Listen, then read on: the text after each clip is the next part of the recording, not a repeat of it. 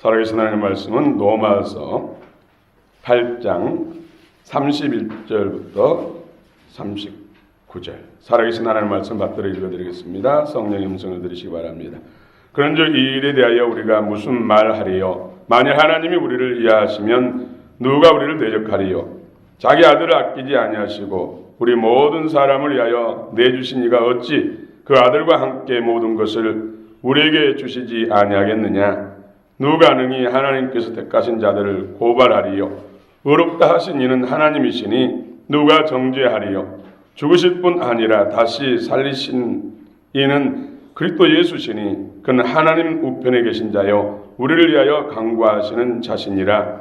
누가 우리를 그리스도의 사랑에서 끊으리요? 환난이나 공고나 박해나 기근이나 적신이나 위험이나 칼이랴. 기록된 바 우리가 종일 주를 위하여 죽임을 당하게 되며 도살할 양같이 여김을 받았나이다 함과 같으니라. 그러나 이 모든 일에 우리를 사랑하시는 이로 말미암아 우리가 넉넉히 이기느니라. 내가 확신하노니 사망이나 생명이나 천사들이나 권세자들이나 현재일이나 장래일이나 능력이나 높음이나 깊음이나 다른 어떤 피조물이라도 우리를 우리 주 예수 그리스도 안에 있는 하나님의 사랑에서 끊을 수 없으리라. 아멘.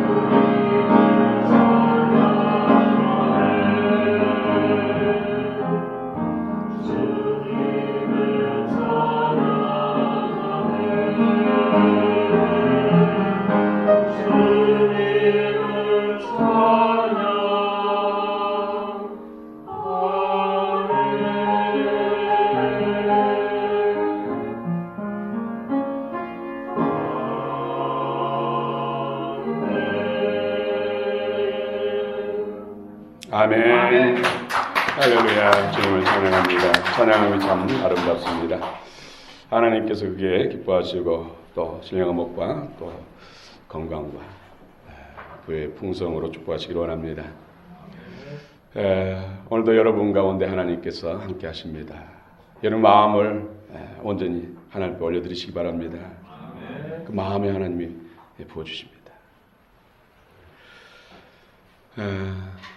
여러분의 모습이 날로 아름다워집니다. 여러분을 뵈니까 주님을 뵌 것 같습니다. 천사 정도가 아니라 주님을 뵌 것 같습니다. 할렐루야. 아멘. 성도에게 주신 특권, 오늘 주의 말씀을 경청할 때 영어로 들으시기 바랍니다. 여러분 돈 있으십니까? 돈 좋아하십니까? 500원짜리 동전을 제가 가지고 있습니다. 500원짜리. 지폐 여러분 화상들이 그려졌죠. 5,000원짜리, 또 5,000원짜리, 만원짜리, 5만원짜리.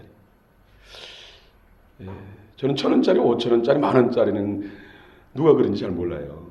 그런데 분명 5만원짜리는 알고 있어요. 신사임당. 신사임당 그러니까 이영애. 뭐 보는 사람은 알겠죠. 무슨 의미인지. 제가 500원짜리 동전을 가지고 왔어요. 500원짜리. 전면에 보니까 숫자로 500, 500이 써졌고 그 위에는 2000, 연도지요. 2000년대 이 동전이 주화됐다. 그리고는 한국은행이라고 한글로 썼어요. 뒷면에 보니까 새가 날아가고 있어요. 참새도 아니고 맵새도 아니고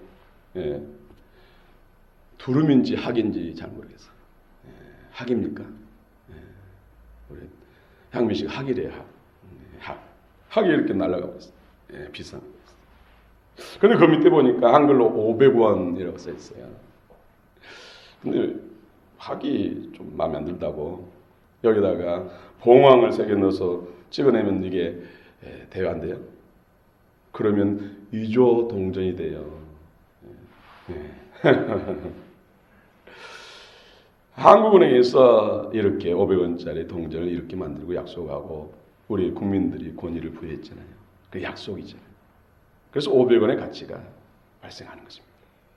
그런데 이 약속대로 돼야지 여기에 봉황이라든지 다른 어떤 희귀 새가 그려진다고 하면 이것은 500원짜리 가치가 아니에요. 오히려 그것을 유통시키면은 법에 저촉돼서 처벌을 받아요.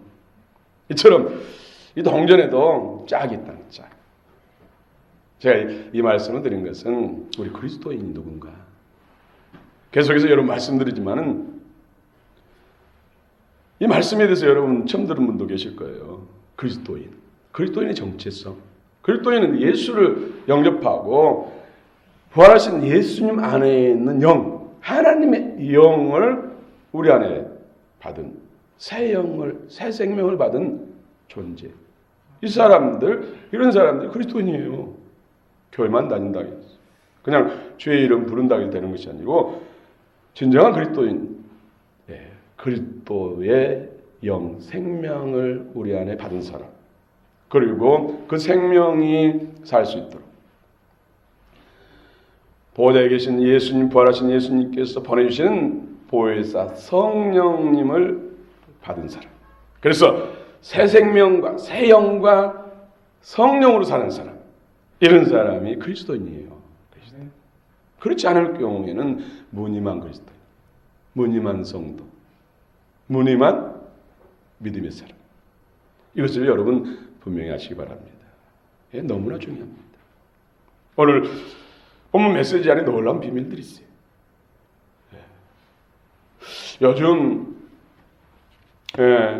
현 우리 사회에, 특별히 현대 정치 사회에 고질적인 병폐가 있어요. 뭐 다른 나라도 마찬가지입니다만은 그것은 특공 계층의 문제입니다. 특공 계층. 이 사람들은 법 위에 군림하는 사람들이에요. 그래서 무전 유죄, 유전 무죄 이런 말들이 회자되고 있잖아요. 그렇죠? 이런 사람 특권층들은 그래서 참으로 부패한 정치를 낳게 되고 또 어지러운 사회를 만들고 서로 불신하고 분열하는 사회를 조장하게 되는 것이죠. 그런데 요즘 우리나라 이런 특권 계층에 대해서 무너지는 현상들이 일어나고 있죠. 그것이 무슨 촛불 집회니 대기 집회니 이런 것이 지금 그런 특권층들을 무너뜨리고 있어요. 근데 이것이 능사는 아니에요. 또 다른 특권칙을 만드는 것이죠. 사람이 뭉쳐서 사람 숫자적으로 밀어붙이면 다 된다. 아니면서 또 다른 특권칙을 만드는 거죠. 이것도 결국은 선하지 못한 결과를 낳습니다. 이미 우리는 공산주의 혁명을 통해서 이미 우리가 다 봤잖아요. 결국은 하나님 말씀이 정의가 되고 공의가 돼야 되고 하나님의 말씀 기초에 성령이 운행하시는 그런 나라를 만들어야 돼요. 하나님의 통치가 이루어진 나라가 진정으로 복된 나라지 그 외 인간의 하는 것들은 결국은 결과가 선하지 못합니다. 오늘 특별히 그런데 우리 예수 믿는 사람들에게 특권을 주셨다.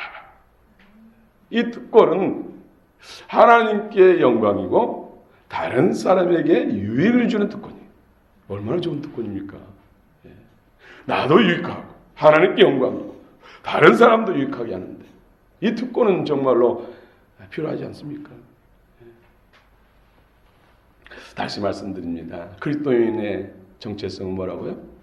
새 영을 받아서 새 영의 소원을 따라 성령으로 사는 사람. 이 사람이 그리스도입니다. 여러분 그리스도 맞습니까? 할렐루야. 아멘. 예, 참 그리스도인에 대한 메시지, 영의 말씀을 선포할 때 이것을 내가 마음으로 받으면 여러분이 그리스도인이 되는 거예요. 이게 놀라운 축복의 원리예요. 이 영은, 이 생명은, 우리 안에 들어온 새 생명은 하나님의 생명과 똑같은 거예요. 부활하신 주님의 영, 주님의 DNA하고 똑같아요. 육신의 자녀는 부모하고 DNA가 100%는 아니잖아요. 99.9%다, 99몇 %다 DNA가. 그래서 친자가 분명하다, 이런 말을 하는데 우리 예수 믿는 사람은 100% 하나님과 같은 DNA예요. 왜? 그분의 영이 우리 안에 들어오셨기 때문에. 놀랍습니다. 할렐루야. 오늘 성도들에게 주신 정말로 중요한 귀한 특권, 첫 번째 바로 자녀의 특권입니다. 자녀되는 특권. 요한복음 1장 12절 같이 한번 암송해 볼까요? 영접하는 자, 곧 그 이름 믿는 자들에게는 하나님의 자녀가 되는 권세를 주셨으니, 특권을 주셨으니. 여러분 예수 그리스도를 구주 주님으로 영접합니까? 믿습니까? 나의 모든 과거의 죄, 앞으로 질 모든 죄까지, 또 사단에 묶였던 모든 사망 권세로부터 예수님 십자가의 피 흘리심으로 또 부활하심으로 나를 해방시키셨고, 오늘 내가 예수님을 나의 구주와 주님으로 영접함으로 그 주님이 나와 함께 하심을 믿습니까? 그러면 여러분 이미 특권을 가진 자입니다. 죄로 인해서 영죽을 인생들, 사단의 평생 노예되고 종되다가 영원한 지옥불에서 영원히 고통받아야 할 그런 운명에 처한 우리 주님께서 피와 물을 쏟아주시고 성체를 쪼개시고 죽음의 자리에 대신 내려가셨어. 부활하심으로 그 생명을 우리에게 주시고 하나님의 자녀 본세를 주시고 온 우주 만물의 소유자, 창조자신 그 전능하신 하나님의 자녀로 그분의 상속권을 받은 자녀가 됐다는 것. 이 얼마나 놀라운 특권입니까? 이것이 바로 성도에게 주신 가장 첫 번째 특권입니다. 여러분 받으셨습니까? 그 특권을 자주 사용하시기 바랍니다. 너무 귀한 것이라고 장로 깊은 곳에 금고에 넣어놓고 평생 닫아놓고 사시지 마시기 바랍니다. 날마다 사용하시기 바랍니다. 이것이 바로 가장 큰 성도이신 특권이에요. 예수님께서도 이 땅에 인간의 몸을 입고 오셨을 때 성령으로 사셨죠. 성령. 그래서 사도행전 10장 38절에 나사렛 예수의 성령과 능력을 기름 붓고 다시며 그가 두루 다니시며 선한 일을 행하시고 마귀에 눌린 자들을 다 해방시키셨다. 이는 하나님이 함께 하십니다. 하나님이 예수님에게도, 인간의 몸을 입고 오신 예수님에게도 성령으로 함께 하셨어요. 성령. 여러분, 예수님은 인격을 가진 분이죠. 또 신격, 신이시에요. 그래서 예수님이 제자들과 대화하고 죄인들과도 대화하고 장기와도 대화하고 여러 권력층과도 대화를 했어요. 왜? 인격을 가졌기 때문에. 여러분, 예수 그리스도를 구주와 주님을 영접하면 예수님 안에 있는 생명 그 영이 우리 안에 들어오시는데, 예수님은 인격을 가진 분인데 교통을 해야 되는데 예수님과 교통이 잘 안 되잖아요. 그렇죠?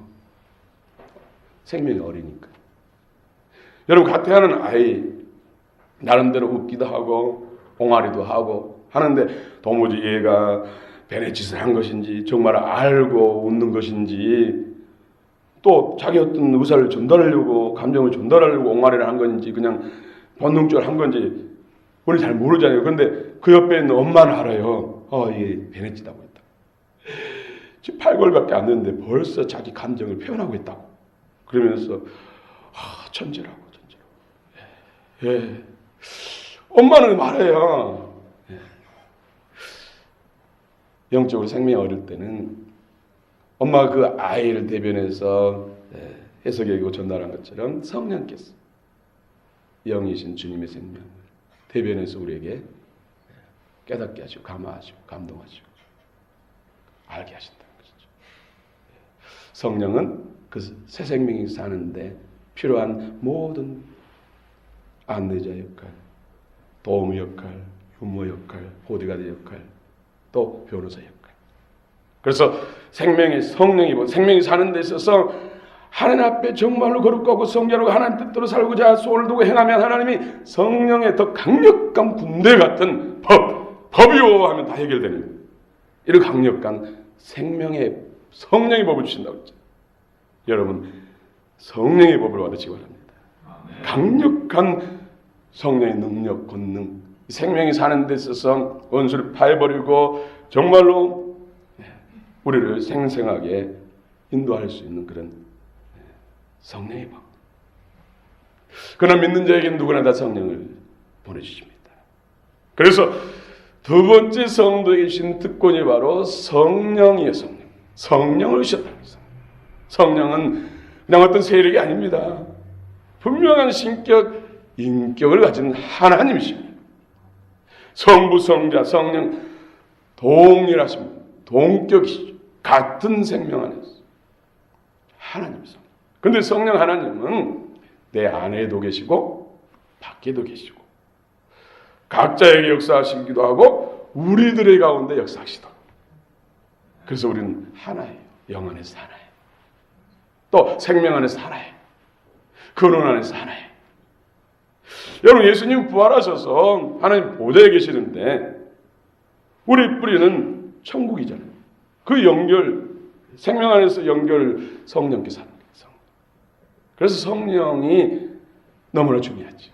성령님과 친밀하고 성령과 함께 교통하고 보혜사 성령은 우리를 도우라고 새 생명을 거듭난 우리를 도우라고 예수님께서 부활하신 주님 성자께서 보내주시는 거룩한 영이시. 우리를 돕고자 오셨기 때문에 늘 도움을 요청해야죠.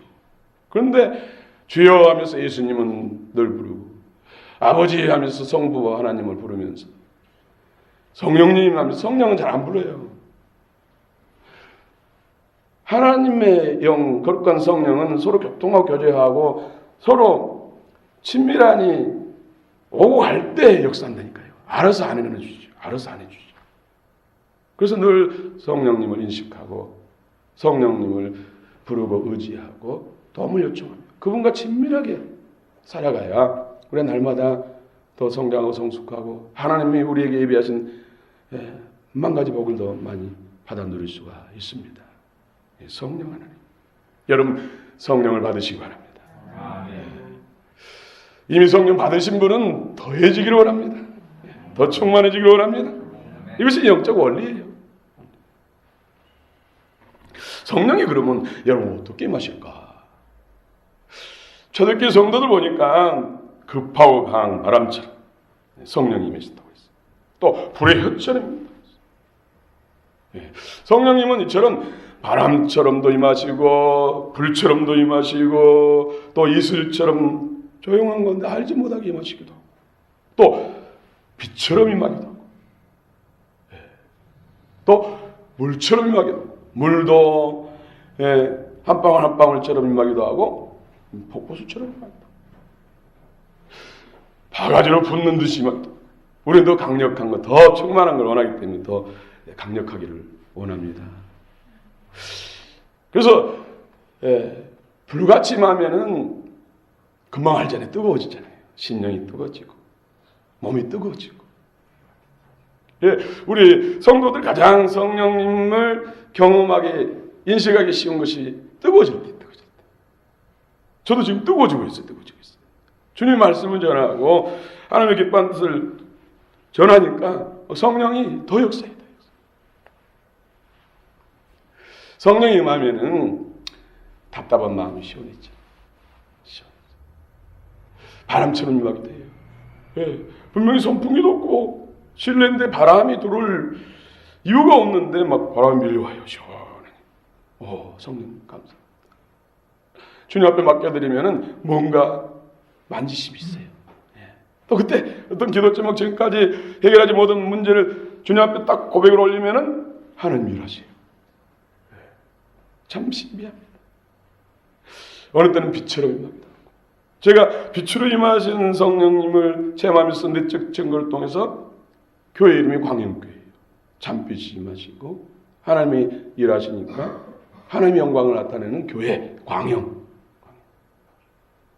어느 목사님 우리 교회를 위해서 기도하는데 부산에 계신 목사님인데 강력한 빛이 광영교회 이 십자가로부터 그분은 우리 교회 이렇게 생긴지 모르잖아요.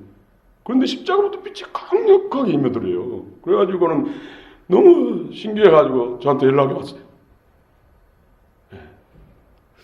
보니까 십자가도 이렇게 통하겠죠.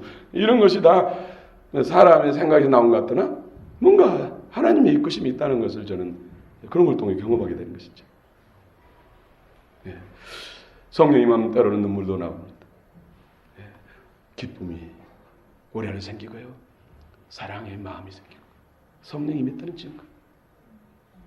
그래서 성령이 임하면 몸이 정근만근 눌리는 것이 가벼워지고 마음이 답답한 것이 시원해지고 이게 성령이 다 임한 증거거든요. 성령은 신격이고 인격입니다. 그리고 우리를 이루하시고 또 낙심한 자에게 용기를 주시고 담력을 주시고 소망을 주시고 힘을 주신 분이 성령 하나님. 그 하나님이 여러분 안에 계십니다. 또 여러분 삶 속에 계십니다. 그분은 늘 바라보시고 그분과 교통하시고 부탁하시기 바랍니다. 사람들에게 부탁해요 맨날 해봐야 서로 부담은 더 커지죠. 하나님께 그분은 전능하신 하나님이십니다. 하나님께 부탁하면 하나님이 사람을 통해서 일하시지만은 사람이 사람과 부탁하면 서로가 멀어져요. 힘들어져요. 한두 번이지.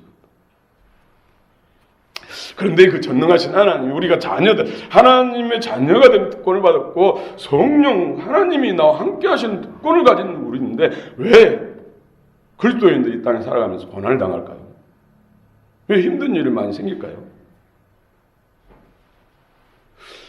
저도 예수님 만나고 난 다음에 한동안 막 어려운 일들 막 정신없이 나니까 분명히 내가 거듭났고 주님이 나를 환상으로도 만나주시고 음성으로도 만나주시고 육체를 만짐으로도 만나주시고 성령이 나와 함께 하시는데 왜 이런 일들이 이렇게 막 일어납니까?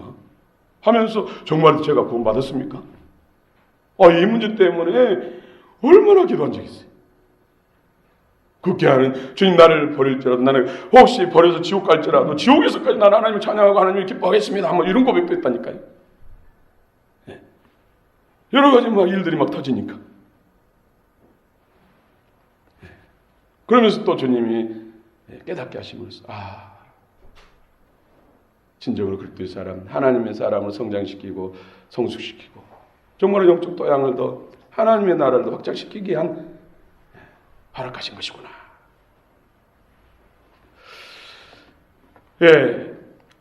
그리스도인도 고난을 당합니다. 왜입니까? 아직 이 세상은 사단마귀가 임금입니까? 예수님까지도 시험하는데 우리는 당연히 시험하지 않겠습니까? 오늘 33절 우리 로마서 8장 33절 한번 읽어봅시다. 시작. 누가 능히 하나님께서 택하신 자들을 고발하리요 의롭다 하신 이는 하나님이시니. 고발. 누가 고발한다고요? 사단이 고발. 누가 능히 하나님께서 택하신 자들을 고발하리요 의롭다 하신 이는 하나님이시니. 고발은 한다는 거죠. 고발당하는 일이 있다는 거예요. 근데 하나님이 의롭다 하신대요. 여러분 고발 많이 하잖아요. PD수첩도 그렇고 무슨 그것이 알고 싶다도 그렇고 뭐 각종 방송 매체에서 얼마나 고발합니까? 그리스도인들 아무개 집사가 거짓말했다, 사기를 쳤다, 아무개 목사가 폭력을 휘둘렀다, 간음죄를 범했다, 고발하죠.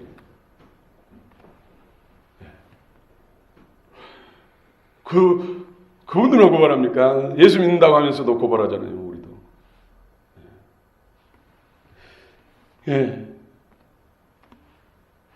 그런데 우리는 불의 변기가 돼서는 안 돼요. 고발하면은 사단과 쏠다. 원래 고발한 자는 사단인데 누구를 통해 한다고요? 사람을 통해서 한다죠. 나도 참소자, 고발자가 돼서 사단과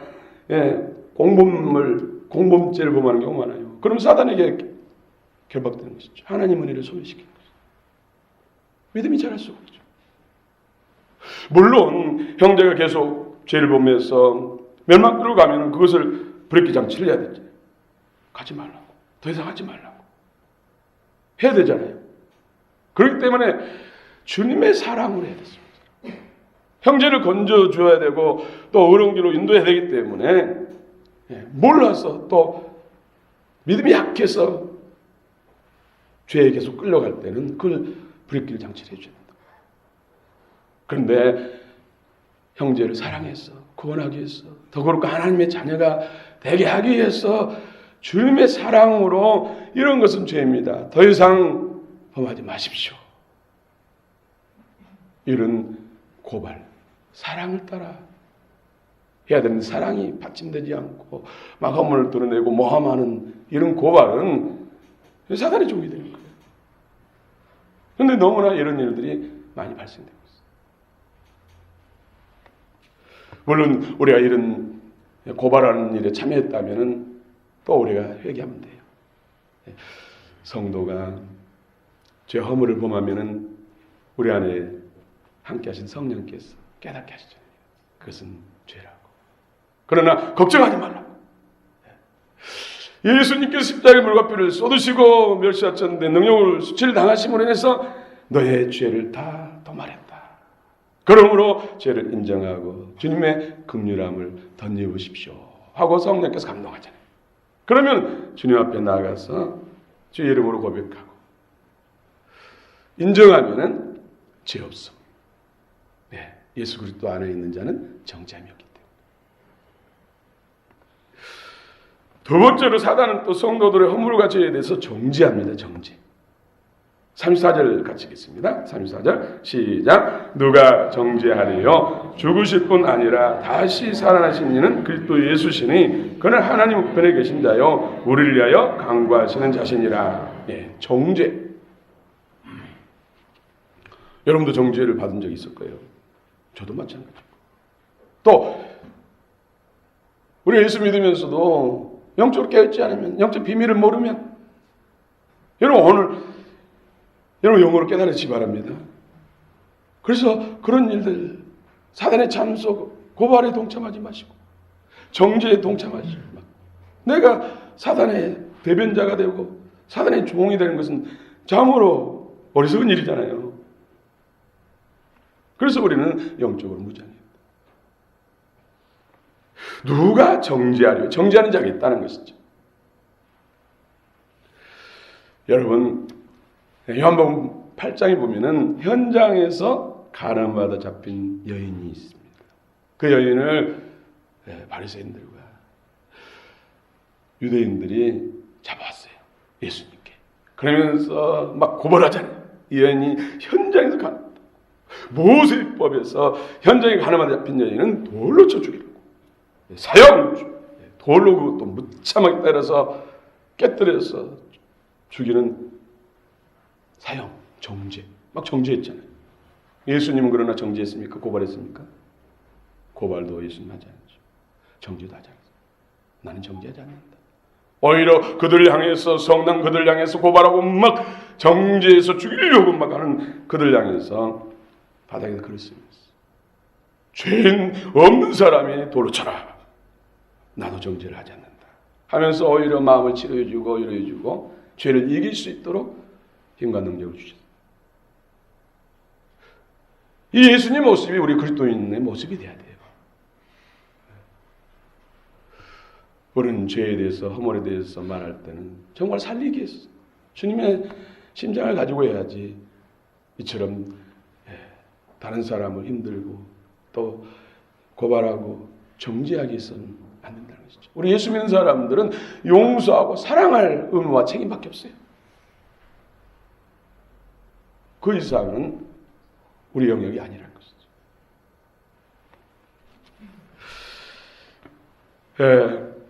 그러니까 우리도 많이 정죄하잖아요. 그래서 저 사람은 이런 사람 참 죄송합니다. 나쁜 노미움, 나쁜 여, 니은, 오미움. 거기다는 여, 니은 뭐 하죠. 이게 뭐예요? 정죄하는 거잖아요. 그럼 상종하지 못할 사람. 뭐 쫓아냅시다. 이게 뭐예요? 정죄하는 거잖아요. 물론 계속해서 권면하고 사랑을 따라 권면해도 끝까지 죄를 버리지 않고 사단의 종이 된다면 거룩한 공회, 하나님의 교회를 지키기 위해서 어쩔 수 없이 출교시키는 경우는 있어요. 그건 극히 일부잖아요. 정말로 끝까지 사랑을, 하나님의 사랑을 거부하고 믿음을 거부한 사람들에게 하는 일이죠. 세 번째로 우리 하나님께서 주신 권세가 바로 사랑입니다. 사랑.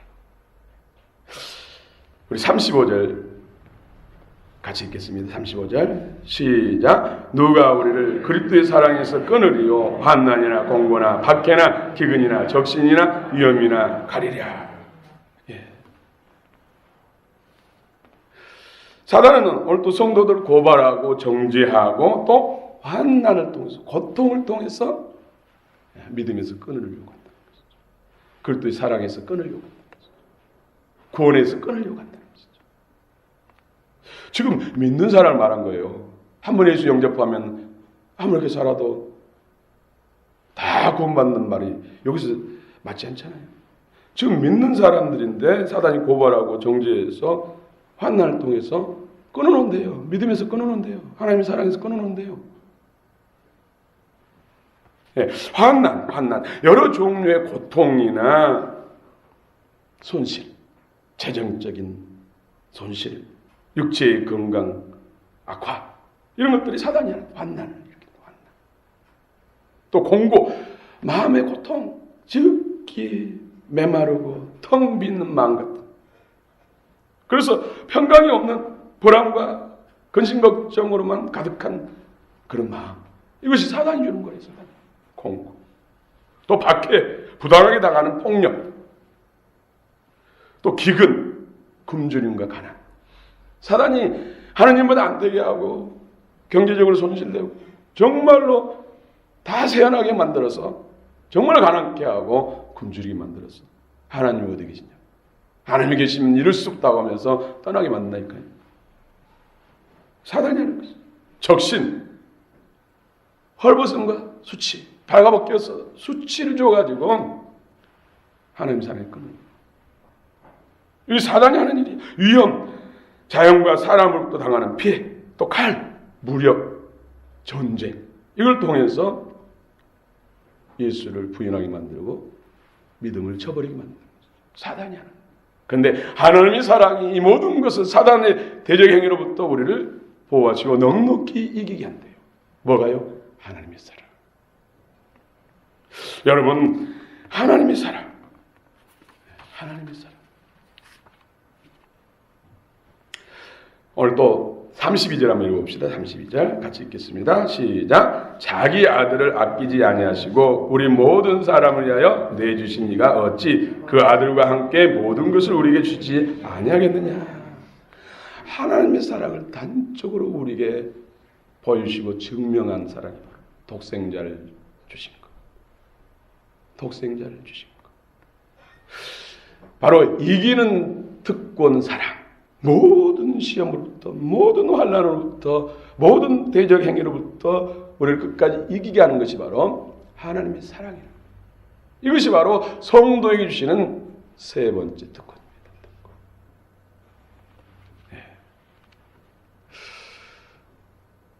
천만인이 나를 사랑하는 거라고 주님이 사랑한 건 누구 사랑이 더 큽니까? 하나님 사랑. 나는 너무나 외롭다고. 나를 사랑해줄 사람 아무도 없다. 진짜 하나님의 사랑을 모르니까 그러죠. 하나님은 독생자를 주시기까지 나를 사랑하셨는데, 독생자를 버려서까지 우리를 구원하시기 위한 우리에게 사랑을 보이셨는데, 증명하셨는데, 그래서 사랑이 힘입니다. 사랑이 능력입니다. 자기 아들을 아끼지 않고 십자가에 내어주신 하나님께서 아들과 함께 그 무엇인들 아끼겠느냐. 다 주신다는 거예요. 그 하나님은 전능하신 하나님이시요 지혜와 그 능력이 한이 없으시고 온 우주 모든 것의 소유자입니다. 그분이 아끼지 않는다는 거예요. 독생자까지 내주신 하나님께서 무엇인들 아끼겠느냐. 다 주신다는 거예요. 여러분 믿으시기 바랍니다. 아멘. 여러분 부모가 자녀를 얼마나 사랑합니까? 부모가 자녀가 아프면 대신 아플 수만 있으면 대신 아파주고 싶죠. 그런 경험 없으신가? 자녀들이 안 아파봤어. 만약에 자녀가 죽게 되었을 때 대신 내가 죽고 자녀가 살 수 있으면 그렇게 하고 싶은 것이 부모의 사랑이에요. 그런데 지금은 부모의 마음대로 오염돼가지고 사단에 사로잡힌 사람이 많아가지고 자녀를 팔아서 자녀를 죽은 자는 내주고 유부남과 유부녀하고 뭐 그런 일도 막 나타나고 그러더라고요. 말세 갖고 오니까 정말로 상상을 초월한 일도 생겨요. 그러나 정상적인 사람은 그럴 수 없어요. 여러분 내 자식을 죽여서라도 사랑하겠다는 이런 말 들어본 적 있습니까? 이런 말은 들어본 적이 없어요. 내가 죽는 것도 정말 쉽지 않습니다. 그러나 내 자식을, 내 아들을 죽여서 사랑한다는 것은 불가능합니다. 그러나 하나님께서는 자신의 독생자를 죽여서 수많은 우리들을 살리셨어요. 그것이 하나님의 사랑이에요. 그래서 하나님의 사랑은 이해할 수 없는 사랑이요, 측량할 수 없는 사랑이요, 인간의 이성으로 알 수 없는 사랑이에요. 그런 분이 무엇인들 아끼겠습니까? 그런데 우리가 꼭 알아야 할 것이 그 무엇도 그리스도의 사랑에서 끊을 수 없는 그 사랑, 그 특권을 누리려면 어떻게 해야 돼요? 우리가 예수 안에 있는 자가 돼야 돼요. 영을 따라 성령으로 사는 사람을 말한 거예요. 그래서 8장의 서두에서 1절부터 4절까지 해서 딱 선언을 했잖아요. 전제가 그런 사람에게 죄와 사망 권세에서 다 해방시키고 무슨 사단의 대적에게 7가지 대적이 그의 어떤 세력으로도 그 사랑에서 우리를 끊을 수 없다. 견인, 성도의 견인. 예수 그리스도 안에 있는 사람, 영의 소원을 따라 성령을 사는 사람은 어떤 세상에 그 무엇도 사단의 어떤 무엇도 그리스도의 사랑에서 끊을 수 없고 다 구원받게 한다. 이 말씀한 것입니다. 우리를 그리스도의 사랑에서 끊을 수 없다고 오늘 성경은 선언하고 있습니다. 어떤 사람이요? 그리스도 안에 있는 사람, 영의 소원을 따라 성령으로 행하는 사람이라는 전제가 붙어 있습니다. 그럼 우리는 자나깨나 예수 안에, 주님 내 안에, 내가 주 안에, 너희가 내 안에, 내 말이 너희 안에 있는 관계, 육신의 소욕으로 사는 것이 아니라 영의 소원을 따라서 성령으로 사는. 성령님 나를 이끌어 주옵소서. 성령님 말씀하여 주옵소서. 성령님 도와주시옵소서. 정말로 성령을 따라 사는 사람. 여러분, 소설가 코맥 메카시라고 혹시 들어본 적 있습니까? 미국 소설가 문인 코맥 메카시. 미국의 4대 문인 중에 한 사람이라고 해요. 이 사람 해명에 유하고 견줄만한 그런 문학가라고 그래요. 이 사람이 쓴 책이 바로 더 로드, 길. 여기서 아버지와 아들이 두 주인공으로 나옵니다. 이 아버지와 아들은 끊임없이 남쪽으로 내려갑니다.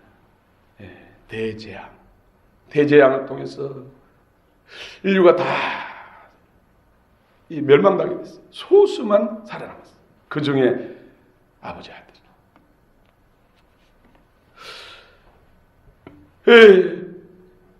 전쟁과 폐허 속에 남쪽을 향해서 아버지 아들은 계속 길을 걸으면서 종종 대화를 합니다. 문제는 갈수록 더 길이 험하고 환경이 비참하고 차라리 죽는 것이 낫다고 생각이 들 정도로 끔찍한 환경입니다. 그러나 아버지는 희망을 놓지 않습니다.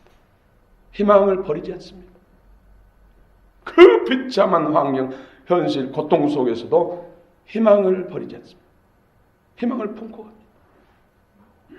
그래서 길 끝에서 그런데 아버지가 죽습니다. 그런데 그 길 끝에서 두 팔을 벌리고 맞아주신 분이 우리 주님이십니다. 여러분, 아무리 인생이 화려하고 아름답고 풍족할지라도 그 마지막 끝에서 우리 주님께서 손 내밀지 않고 맞아주지 않고 외면한다면 그 인생이 어떻겠습니까?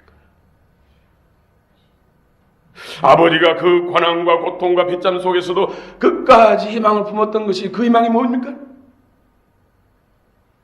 그 희망이 뭐였을까요? 우리는 그렇습니다. 현실이 아무리 고통스럽고 비참하고 오히려 더 인생이 힘들어져도 절대로 포기하지 하지 말아야 할 것은 예수 생명, 하나님 나라입니다. 그래서 이 더 로드라는 책을 평해놓은 사람은 성경 다음으로 귀중한 책이다, 이렇게 평을 해놨다. 예수 안에 있는 자에게는 환난이나 공고나 박해나 기근이나 적신이나 위험이나 칼이나 사망이나 생명이나 천사들이나 권세들이나 현지인의 장래인의 높음이나 기쁨이나 능력이나 어떤 피조물이라도 우리를 하나님이 사랑했어. 그때 사랑해서 끊을 수 없습니다. 결론입니다. 영의 소원을 따라 성령으로 행하는 성도들에게 주신 특별한 권세, 자녀의 권세, 성령이 항상 함께하는 권세, 사랑, 무엇인 다 이길 수 있는 그 사랑, 그 권세가 있다는 것을 믿으시고 그 권세를 사용해서 하나님께 영광 돌리고 정말로 그리스도인으로서의 당당히 세상을 바꿀 수 있는 그런 믿음의 사랑으로 날마다 승리하시길 축원합니다. 아멘. 기도하십시다.